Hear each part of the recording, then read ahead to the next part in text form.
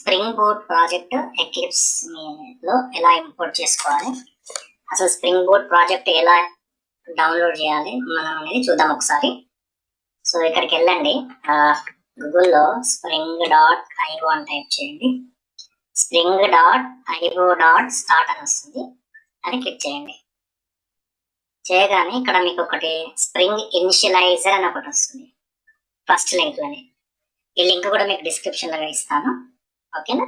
So ఇక్కడ ఇది click చేయండి. సో ఇక్కడ క్లిక్ చేసిన తర్వాత మీకు ఇలా వస్తుంది. ఇప్పుడు సెలెక్ట్ చేయండి ప్రాజెక్ట్, ఏ ప్రాజెక్ట్, మావెన్ ప్రాజెక్టా, గ్రాడెల్ ప్రాజెక్టా. సో మనం మావెన్ వాడుతున్నాం కాబట్టి ప్రెసెంట్ గా మావెన్ ప్రాజెక్ట్ అని తీసుకుంటాం. డిఫాల్ట్ గా మావెన్ సెలెక్ట్ అయ్యింది చూడండి. లాంగ్వేజెస్ రండి, లాంగ్వేజెస్ లో జావానా గ్రూవే కొట్టుగా చూసుకోండి. ఇక్కడ నేను జావా వాడుతున్నాను కాబట్టి జావా లాంగ్వేజ్. ఇక్కడికి వచ్చేసరికి స్ప్రింగ్ బూట్ వర్షన్స్ అన్నమాట. సో ఇవన్నీ వర్షన్స్, డిఫాల్ట్ వర్షన్ 2.3.4 ఉంది. సో నేను కూడా ఇదే వర్షన్ తీసుకుంటాను. ఇక మెటా డేటాను మనం ఫిల్ చేయాలి. ఇది ప్రాజెక్ట్ రిలేటెడ్ సంబంధించింది అనమాట. సో గ్రూప్ ఐడి com.xml ఉందా, మార్చుకుంటా అంటే మార్చుకోండి, లేదంటే ఉండండి. సో ఇది ప్రాజెక్ట్ నేమ్, ఓకేనా. సో మీరు ఇక్కడ రాసుకోండి, ఈ ప్రాజెక్ట్ నేమ్ రాయండి. ఏం రాస్తారంటే స్ప్రింగ్ బూట్, ఓకేనా, స్ప్రింగ్ బూట్ డెమో ఇలా రాస్తారు, spring Boot demo. So artefact మీరు ఏది రాసుకుంటే అది వస్తుంది, ఓకేనా. సో అది మీ ఇష్టం. సో లేదంటే స్ప్రింగ్ బూట్ ప్రాజెక్ట్ అని రాయండి, పర్వాలేదు, ఓకే. సో నేను రాస్తాను. ఈ నేమ్ మీ ఇష్టం, మార్చుకుంటే మార్చుకోండి, సేమ్ అదే ఉందంటే ఉంచుకోండి, పర్లేదు. డిస్క్రిప్షన్ కూడా మీ ఇష్టం, ఓకేనా. ప్యాకేజ్ నేమ్ వచ్చేసరికి మీరు com.company, మీరు ఏ కంపెనీలో పనిచేస్తే ఆ కంపెనీ నేమ్ రాసుకోండి, లేదంటే మీ నేమ్ కూడా రాసుకోవచ్చు. మీ పేరు, కంపెనీ నేమ్ రాసుకోండి. ఇక్కడ 2 ఉంటాయి, ఒకటి జార్ ఉంటుంది, ఒకటి వేర్ ఉంటుంది. జార్ సెలెక్ట్ చేసుకున్నారు అనుకోండి. సో మీకు వెబ్ పేజ్కి సంబంధించిన అంటే జేఎస్పీ ఫైల్స్ రాయాలనుకున్నప్పుడు, హెచ్టిఎంఎల్ ఫైల్స్ రాయాలనుకున్నప్పుడు, ఓకేనా. సో ఇలాంటి వెబ్ పేజ్ క్రియేట్ చేసుకోవాలనుకున్నప్పుడు కొద్దిగా ఇబ్బంది అవుతుంది. సో మనం రాయలేము అంత ఈజీగా. సో దాంతో పాటు రిసోర్సెస్ క్రియేట్ అవ్వవు, ఎక్స్ఎంఎల్ ఫైల్స్, ఓకేనా. సో అట్లాంటివి కొన్ని క్రియేట్ అవ్వబోతుంది Java. So plain Java project మీకు వచ్చేస్తుంది. వేర్ అనుకున్నాం అనుకోండి, వెబ్ అప్లికేషన్ అన్నమాట. సో వేర్ అంటే వెబ్ అప్లికేషన్, మీరు వెబ్ అప్లికేషన్ సంబంధించిన టెక్నాలజీ స్ట్రక్చర్ మొత్తం వచ్చేస్తుంది అనమాట. అంటే వెబ్ అప్లికేషన్ వస్తుంది, రిసోర్సెస్ వస్తుంది, తర్వాత జావా వస్తుంది, ఓకేనా. టెస్ట్ కేసెస్ రాయడానికి ఒక ప్యాకేజ్ వస్తుంది, ఒక డైరెక్ట్ స్ట్రక్చర్ క్లియర్ గా వస్తుంది అనమాట బ్యాచ్ తీసుకుంటే. ఇంకా వర్షన్, ఇది జావా వర్షన్ 14.11, డిఫాల్ట్ 11 ఉంది, బట్ నేను ఏం వాడుతున్నాను అంటే 8 వాడుతున్నాను కాబట్టి 8 అని పెడుతున్నాను. మీ సిస్టమ్ లో కూడా 7 ఉంటే 8 ఇన్స్టాల్ చేసుకోండి. 8, 11, 14 మీ ఇష్టం అది. సో నేను 8 వాడుతున్నాను కాబట్టి 8 వాడుతున్నాను. ఇక్కడ జనరేట్ చేసుకోవచ్చు. జనరేట్ కన్నా ముందు ఇక్కడ డిపెండెన్సీస్ ఉన్నాయి. సో ఫర్దర్ గా మనకి డిపెండెన్సీస్ యూజ్ అవుతుంటాయి. మావెన్ డిపెండెన్సీస్ యాడ్ చేస్తాం కదా మనం. సో ఆ డిపెండెన్సీ ఇక్కడ యాడ్ చేసుకోవాలి, యాడ్ అని, ఓకేనా.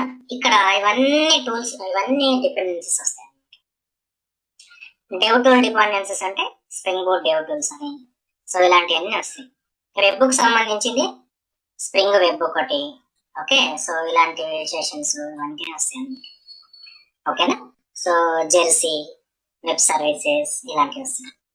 టెంప్లెట్ సంబంధించిన Thymeleaf, FreeMarker, Groovy templates, master ఇట్లాంటివన్నీ వస్తాయి అన్నమాట. సెక్యూరిటీకి సంబంధించి ఇవన్నీ dependencies, Spring security, okay. So auth client, server, okay. So LDAP ఇట్లాంటివన్నీ డిపెండెన్సీస్. ఎప్పుడు మనం ప్రాజెక్ట్ లో సెక్యూరిటీకి సంబంధించిన వాడుతున్నాం. నెక్స్ట్ ఇక డేటాబేస్ వచ్చేసరికి SQL, JDBC API, okay. Spring Data JPI, Spring Data JDBC, Spring Data to ఇది R2DB, సో ఓకే, ఇలాంటివన్నీ వస్తాయి అన్నమాట. ఓకేనా. సో మనం మ్యాక్సిమం ఏం వాడతామంటే మనం డేటా జేపీఏ వాడతాం. సో అది ప్రాజెక్ట్ లో మనం బాగా వాడాల్సిన హెచ్బేస్ అయితే వాడతాం. సో మిగిలిన డిపెండ్స్ ఆన్ ప్రాజెక్ట్ ఏ ఉంటే అవి మనం యాడ్ చేసుకోవచ్చు dependencies. MySQL, Oracle, drivers, PostgreSQL driver. ఇక NoSQL అనేసరికి మనం MongoDB ఒకటి, Cassandra ఒకటి. ఇది MongoDB and Cassandra and couch base ఒకటి మధ్యలో బాగా వినిపిస్తున్నది, ఇది కౌచ్ బేస్ ఒకటి. ఓకేనా. So MongoDB, Cassandra, couch base ఇవి కొద్దిగా మార్కెట్ లో ప్రజెంట్ గా రన్ అవుతున్నాయి ఇవి. ఓకేనా. సో మెసేజింగ్ కూడా ఈ మధ్యలో బాగా పాపులారిటీ. RabbitMQ ఒకటి ఉంది, తర్వాత క్యామెల్ అని ఉంటుంది. ఇక్కడ అపాచీ క్యామెల్ ఒకటి ఉంది, ActiveMQ అని ఒకటి ఉంది. ఓకే. సో ఇవి కాఫ్కా అలాగే ఇలాంటి కాఫ్కా అవసరం ఉంటే సో కాఫ్కా మీరు వాడవచ్చు, అపాచీ కాఫ్కా. సో అది కూడా మీకు కొన్ని ప్రాజెక్ట్ లో వాడితే ఇది డిపెండెన్సీ యాడ్ చేసుకోవాలి. ఐఓకి వచ్చేసరికి బ్యాచ్ ఉంటుంది. ఓకేనా. సో బ్యాచ్ వ్యాలిడేషన్ ఇవన్నీ వస్తాయి. సో మిగతా వచ్చేసరికి ఇక్కడ admin server, spring boot admin, spring boot servers వస్తాయి. ఓకేనా. సో దాంతో పాటు ఇక్కడ ఇంకా కొన్ని టెస్టింగ్ వచ్చేసరికి ఇవి వస్తాయి. ఓకేనా. తర్వాత ఇక క్లౌడ్ ఇప్పుడు క్లౌడ్ మార్కెట్ లో చాలా యూస్ఫుల్, చాలా మంది వాడుతూ ఉంటారు. Spring cloud security, spring clouds, cloud boot straps అన్నమాట. సో ఇక్కడ క్లౌడ్ సెక్యూరిటీ. ఇక cloud tools, spring cloud tools ఇది బ్రోకర్ ఉంటుంది. ఇక కాన్ఫిగరేషన్ వచ్చేసరికి ఇది జూకీపర్ ఎలా కాన్ఫిగర్ చేయాలి. ఇక డిస్కవరీ, ఇదైతే మనం ఫ్రీక్వెంట్ గా వాడుతున్నాం ఈ మధ్య కాలంలో. Eureka discovery client, Eureka server, Apache ZooKeepers discovery. So ఇవి బాగా వాడతాం, మనం వాడుతున్నాం. ఓకేనా. ఎక్కువ మంది వాడేటివి ఈ డిపెండెన్సీ యాడ్ చేసుకోవాలి. ఇక రౌటింగ్ వచ్చేసరికి రౌటింగ్ అంటే జూల్ ఒకటి, గేట్వేస్ ఇలా. అంటే ఇక నేను చెప్పాల్సిన అంశం ఏంటంటే ఇక్కడ ఏ డిపెండెన్సీ కావాలనుకుంటే ఆ డిపెండెన్సీ యాడ్ చేసుకోవాలి ఈ ప్రాజెక్ట్ సంబంధించి. సో ఇప్పుడు నేను ఏం చేస్తానంటే ఇప్పుడు ఏదో ఒకటి మనం ఏం చేయలేం, లేనిగా ఎందుకు తీసుకుందామని ఇక వెబ్ అనేది అన్నిటికీ కామన్ కాబట్టి. ఓకేనా. Restful including restful applications, spring MVC ఇది కామన్. ఓకే. ఇక టామ్కెట్ అయితే డిఫాల్ట్ గా వచ్చేస్తుంది కాబట్టి నేను ఇక్కడ ఒకటి యాడ్ చేస్తాను, ఒక డిపెండెన్సీ యాడ్ చేసేసాను. సో ఇక్కడ జనరేట్ అని వస్తుంది, క్లిక్ చేయండి. క్లిక్ చేయగానే మీకు డౌన్లోడ్ అయిపోతుంది. ఓకే. స్ప్రింగ్ డెమో చూద్దాం, ఇక్కడ ఎక్కడ ఉందో చూద్దాం ఒకసారి. ఓకేనా. అక్కడ ఏమన్నా ఉంటే నేను ఆల్రెడీ ఇక్కడ ఉంది కాబట్టి నేను డిలీట్ చేసేసుకుంటాను. ఓకే. ఇది ఎక్స్ట్రాక్ట్ చేస్తాను ఫైల్, ఎక్స్ట్రాక్ట్ హియర్ అంటే ఇక్కడ ఎక్స్ట్రాక్ట్ చేసుకుంటాను. ఓకేనా. సో ఇక్కడ ఎక్స్ట్రాక్ట్ చేసుకుంటాను. స్ప్రింగ్ బూట్ డెమో అని వచ్చేసింది. ఇప్పుడు మనం ఏం చేయాలంటే ఎక్లిప్స్కి వెళ్ళాలి. ఎక్లిప్స్కి వెళ్ళి ఈ ప్రాజెక్ట్ ని మనం ఇంపోర్ట్ చేసుకోవాలి. ఈ ప్రాజెక్ట్ ని ఇంపోర్ట్ చేసుకోవాలి. ఫైల్కి వెళ్ళాలి, న్యూ అనాలి, న్యూ క్లిక్ చేయాలి. సో ఇక్కడ మ్యావెన్ ప్రాజెక్ట్ అనండి, లేదంటే అదర్ ఉంది కదా, ఇలా కాకుండా డైరెక్ట్ గా ఫైల్ అనండి. ఓకేనా. క్రియేట్ చేయకుండా డైరెక్ట్ ఫైల్ అనండి. ఇంపోర్ట్ ఆల్రెడీ మనకు డౌన్లోడ్ చేసినాం కాబట్టి డైరెక్ట్ గా ఇంపోర్ట్కి వెళ్ళండి, మనకు అది డైరెక్ట్ ఇంపోర్ట్ అయిపోతుంది. ఇక్కడ ఎగ్జిస్టింగ్ మ్యావెన్ ప్రాజెక్ట్ అని ఉంటుంది. ఒకవేళ మీకు అలా కనిపించకపోతే ఇప్పుడు నాకు డైరెక్ట్ వచ్చింది కాబట్టి ఓకే, ఎందుకంటే నేను ఇంతకుముందు వాడాను కాబట్టి వచ్చి ఉంటుంది. సో మీరు రాకపోతే ఇలా మ్యావెన్ టైప్ చేయండి. ఇక్కడ ఎగ్జిస్టింగ్ మ్యావెన్ ప్రాజెక్ట్ అనే ప్రాజెక్ట్స్ అని ఒకటి కనిపిస్తుంది, అది క్లిక్ చేయండి. చేసి ఇక్కడ బ్రౌజ్ అనండి. బ్రౌజ్ అంటే డౌన్లోడ్కి వెళ్ళండి. ఓకేనా. మనం ఆల్రెడీ డౌన్లోడ్ చేసుకున్నాం కాబట్టి ఆ ప్రాజెక్ట్ డౌన్లోడ్ అవుతుంది, స్ప్రింగ్ బూట్ డెమో. సో ఇక్కడ ఓకే అనే బటన్ వస్తుంది, క్లిక్ చేయండి. సెలెక్ట్ చేసిన తర్వాత క్లిక్ చేయండి. ఓకేనా. ఇక్కడ pom.xml అనేది ప్రాజెక్ట్ కి యాడ్ అవుతుంది. ఇక్కడ add projects to work set ఇది ఆప్షన్, మీరు రాసుకుంటే లేదంటే వదిలేయండి. రాయకుండా చెక్ బాక్స్ సెలెక్ట్ చేసుకోకుండా మీకేం ఇబ్బంది లేదు, ప్రాజెక్ట్ అయితే రన్ అవుతుంది. ఓకేనా. సో లేదంటే వదిలేసుకోండి, మీ ఇష్టం. సో ఏదైనా ఓకే. సో చూద్దాం, వదిలేసి చూద్దాం. సో ఫినిష్ అనండి. ఓకేనా. ఇక్కడ ఇంపోర్ట్ అవుతుంది చూడండి, ఇంపోర్టింగ్ మ్యావెన్ ప్రాజెక్ట్ 9% అయింది. సో ఇది 100% అవుతుంది.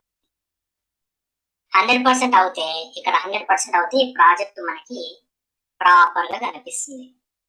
ఓకేనా? సో చూడండి, ఇప్పుడు ఒకవేళ ఇప్పుడే క్లిక్ చేశారనుకోండి, దాంట్లో ఇలా కనిపిస్తుంది. కరెక్ట్ స్ట్రక్చర్ కాదు. ఓకేనా? ఇది కరెక్ట్ స్ట్రక్చర్ కాదు. 98% వచ్చింది కదా. ఇప్పుడు చూడండి 100% ఇక్కడ వచ్చిన తర్వాత 100% ఓకేనా? సో ఎందుకంటే ఇది ఇది బిల్డింగ్ వర్క్ స్పేస్ అంటుంది చూడండి. అంటే వర్క్ స్పేస్ మనకి ఈ ప్రాజెక్ట్కి వెళ్ళి స్టోర్ అయిపోతుంది. ఈ డిపెండెన్సీస్ యాడ్ అవుతుంది. ఈ స్ట్రక్చర్ ఉంటుంది. కావాలంటే వెళ్ళి చూసుకోవచ్చు. ఓకేనా? చూద్దాం. అయిపోయిన తర్వాత ఇక్కడ స్ట్రక్చర్ ఇక్కడ చూడండి, ఇక్కడ ఒకటి జావా క్రియేట్ అవుతుంది. రీసోర్స్ ఒకటి ఉంటుంది. ఈ జావాకి వచ్చేసరికి ఓకేనా, జావా క్లాసెస్ ఉంటాయి. ఇవి రెండు జావా క్లాస్ ఉంటాయి. ఇవి ఎప్పుడు క్రియేట్ చేస్తామంటే ఆటోమేటిక్ క్రియేట్ అయి వస్తుంది అన్నమాట బూట్ అప్లికేషన్. ఓకేనా?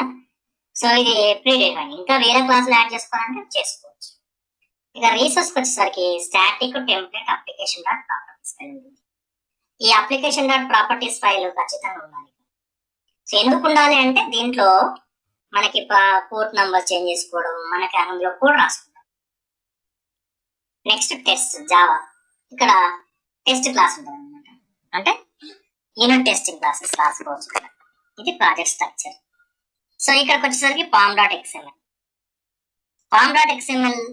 క్రియేట్ చేస్తే మీకు ఓకే, ఇది ఆల్రెడీ క్రియేట్ అయింది కాబట్టి ఒకసారి చూడండి. మనం వెబ్ యాడ్ చేసాం కదా, ఆ వెబ్ అనేది మనకి ఇక్కడ యాడ్ అయిందా లేదా చూడండి డిపెండెన్సీ. సో ఇక్కడ చూడండి, ఇక వెబ్ అనే డిపెండెన్సీ యాడ్ అయింది. ఎందుకంటే మనం అక్కడ స్ప్రింగ్ వెబ్ అనేది సెలెక్ట్ చేసుకున్నాం కాబట్టి. ఇక డిఫాల్ట్ గా టామ్ క్యాట్ అనేది ఉంటుంది, డిఫాల్ట్ గా ఉంటుంది. ఓకేనా? సో టెస్ట్ ఫర్ టెస్టింగ్ ఇది అంటే టామ్ క్యాట్ ఉండాలి, వెబ్ ఉండాలి. మనం వెబ్ తీసుకున్నాం కాబట్టి, వెబ్ యాడ్ చేసినాం కాబట్టి వెబ్ వచ్చింది. ఒకవేళ అక్కడ యాడ్ చేయకపోయి ఉంటే వచ్చేది కాదన్నమాట. ఇక టెస్ట్ టామ్ క్యాట్ అనేది మనకి వచ్చేస్తుంది.